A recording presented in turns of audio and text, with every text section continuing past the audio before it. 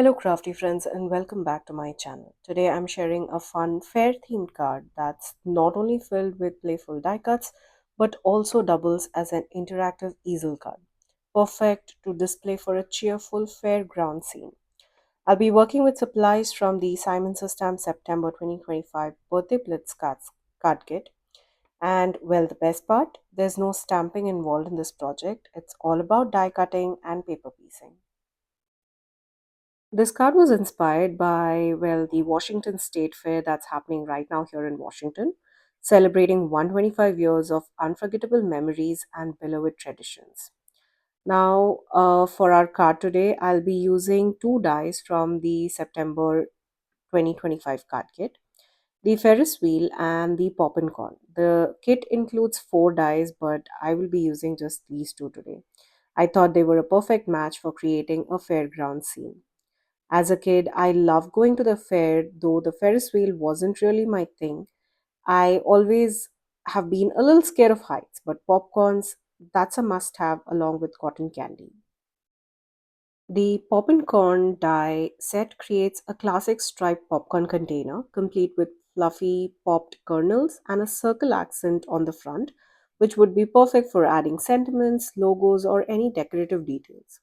Now, this is, I feel, a very versatile set that would work beautifully for movie night cards, party decors, or even can be used as gift card holders. Next, we have the Ferris wheel die set, which includes all the pieces you'll need to build a layered Ferris wheel with a sturdy base. You'll find the wheel itself along with those tiny little cars that you can cut out with any cardstock colors that fit your theme. There's even a sweet little heart die that you can add to the center of the Ferris wheel for an extra touch of charm. With both the dies done, which will be the focal point of our card, for my background, I decided to go with pattern paper instead of usual solid cardstocks. I chose the Simple Stories Fun Times pattern paper, which was also included in the kit. This collection is filled with bright, playful designs that are perfect for party or birthday themed cards. Honestly, it was really hard for me to pick just one paper because every sheet is in this pack is absolutely gorgeous. To save a bit of time, I pre-cut all the little pieces using a mix of fun, colorful cardstocks. Some of them are from the kit itself, while the Ferris wheel cards here you see are cut from Sizzix cardstocks. That bold red you see on the heart and the popcorn container is from Your Paper Insider. I really enjoy mixing different cardstocks and pulling out supplies from my stash when I create. It's a great way to use up all the products that often get tucked away and forgotten. Let's start assembling the Ferris wheel first. Since this project is an easel card, the only part of the die cut will actually be adhered to the card base is the lower portion of these dies, while the rest will hang slightly over the edge. To make sure that the Ferris wheel was nice and sturdy, I cut both the triangular base and the large circle twice from grey cardstock, then layered them together. Well, if you feel your cardstock is a lighter weight cardstock, I would recommend cutting it out thrice using the same colored cardstocks. Now, for the cars, I went with some soft pinks and teals, which is not a color combination that I have ever tried before, but I'm really liking this really soft color on the Ferris wheel. I finished it off by adding the little heart in the center, and for that extra sparkle, I decorated the cars and the heart with some glittery stickers. To adhere all of these little pieces, I'm using the Simon's Stamp Positively Perfect Craft Glue. This has quickly become one of my favorite adhesives. Usually, I would use the Barely Arts glue, but this is now something that I often reach out for. Now it comes in two sizes. We have a zero point 0.5 ounce bottle and a larger 2-ounce bottle, and features an ultra precise tip, which I especially love when working with tiny die cut pieces like this. It allows you to apply just the right amount of glue exactly where you need it. Plus, it dries quickly to clear matte finish so that your designs shine out without any distracting glossy glue marks. Once the Ferris wheel was completed, I moved on to assembling the popcorn basket with its fun layered popcorn kernels. I started by adhering the red strip piece onto the white base of the bucket, then layered the popcorn kernels cut from two different shades of yellow cardstock.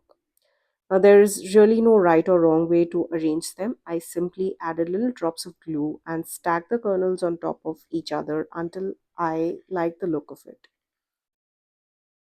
I then attached the white circle piece to the center of this popcorn basket. Now, whether it's a movie night or a day at the fair, it's just isn't complete without a big basket of popcorn. I personally love having one in my hand whenever I go for a movie night or to the fair. Let me know in the comments below what's your go to popcorn flavor. Do you prefer classic salted or are you all about the cheesy, buttery goodness? After assembling all the pieces of the popcorn bucket, I added some sparkly stickles along the edges of the popcorn kernels as well for a fun finishing touch. With both the focal point elements complete, it's time to move on to our background. I love how gorgeous these are. You could use them individually as well on your card fronts. Well, choosing the background paper was definitely a tough decision because I loved every single design in this pack. And also, well, this is a double sided cardstock pattern paper. I generally don't like using these pattern papers because the designs are so beautiful that I don't want to miss out on what's behind this beautiful pattern. Well, in the end, I went with this dark pattern paper sheet featuring fun, randomly scattered, colorful polka dots.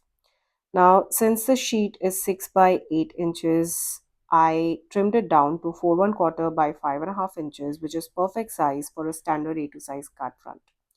For our easel card itself, you'll need a top folding card base.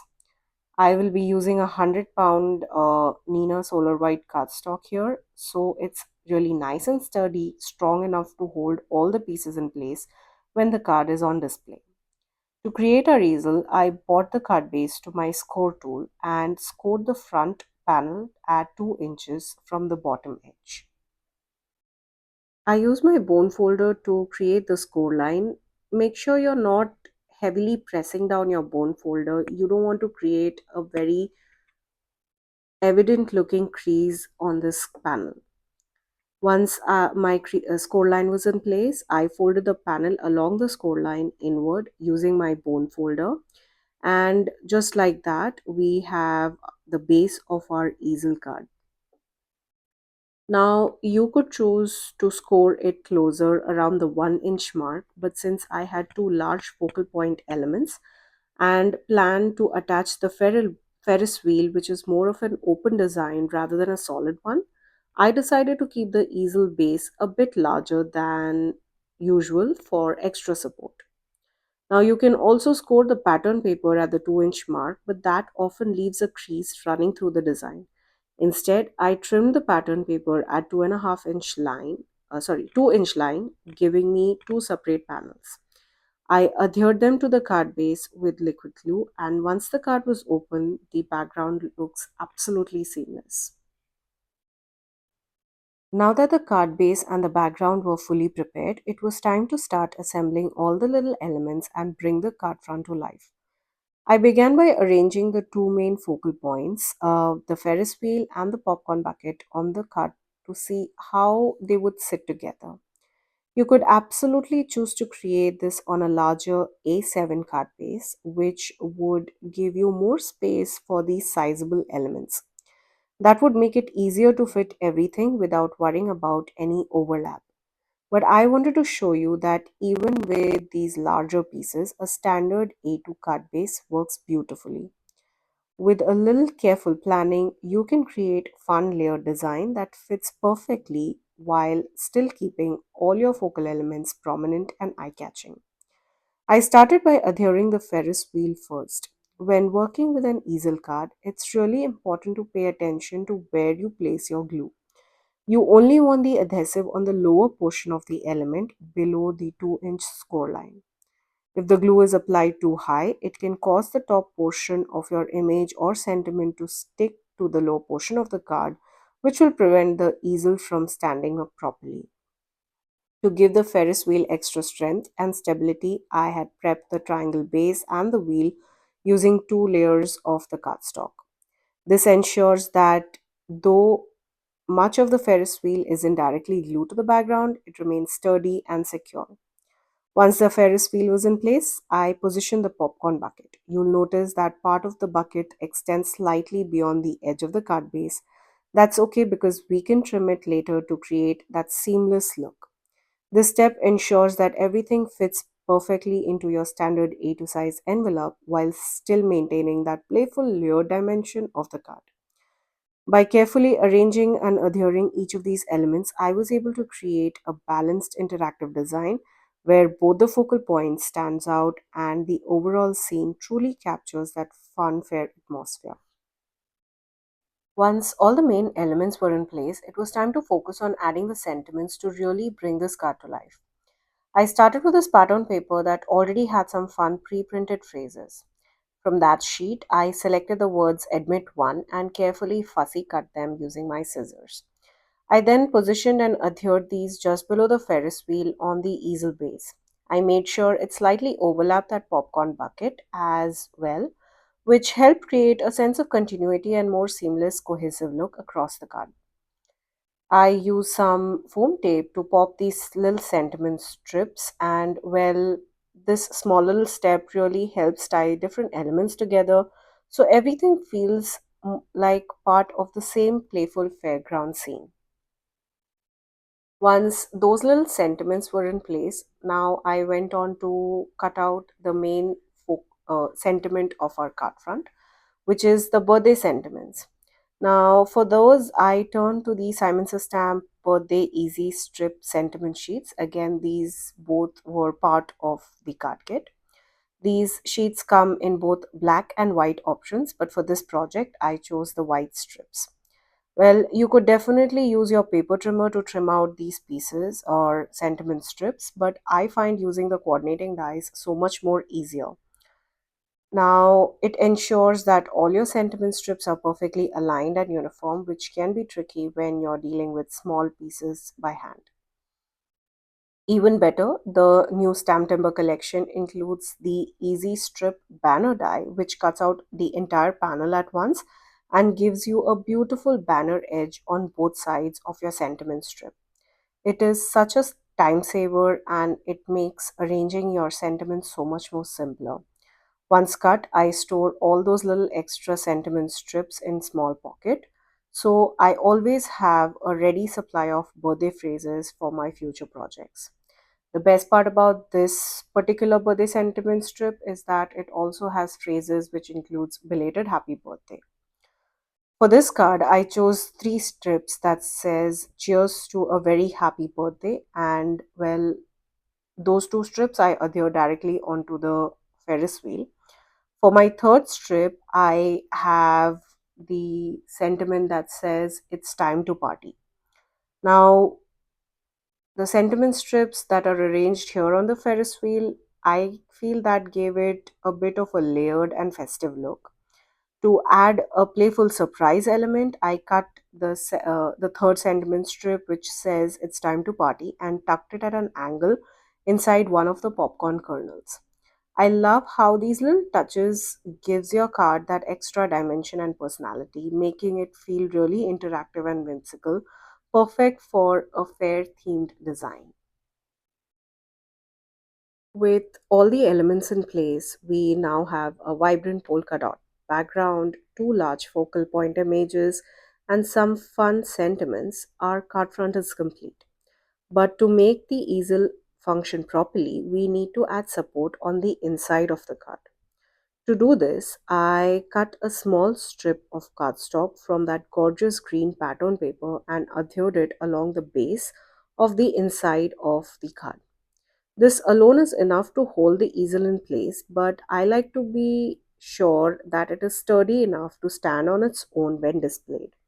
So I added two strips of black cardstock on top of the green strip. The extra lift from the layered black strips gives the easel the perfect support, ensuring that it stays upright without tipping over. Once all the cardstocks and the pattern paper pieces were in place and secured, I trimmed off the excess and allowed the glue to fully dry before testing the easel mechanism. And just like that, our whimsical, magical birthday card is complete.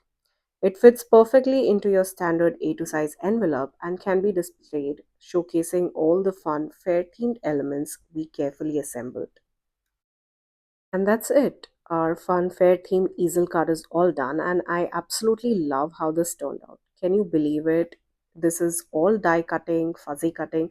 There is no stamping whatsoever on this card front.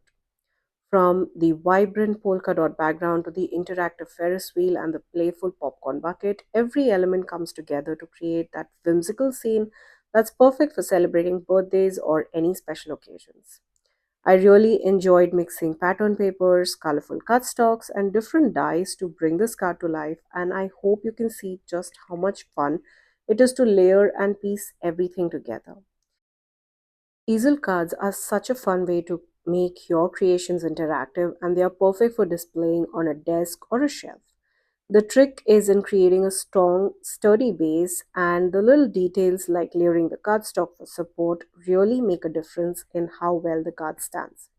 I also loved adding the sentiments in the playful spots like tucking one inside the popcorn kernel.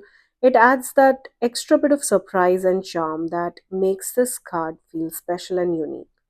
I hope this tutorial inspires you to try your own interactive designs and experimenting with mixing pattern papers, die cuts, and fun embellishments. Remember, it's all about letting your creativity shine, and there's no right or wrong way to do it. Even the small touches like adding sparkly stickers or layering a few colors of cardstock can elevate your project and make it feel magical. Well, I hope you enjoyed watching today's video. All the supplies that I have used here will be listed down in the description box below. Please note that all of these links are affiliate links, which means that if you shop using one of my links, I'll get a small commission at no cost to you guys. Thank you again for joining me today. Until next time, stay safe.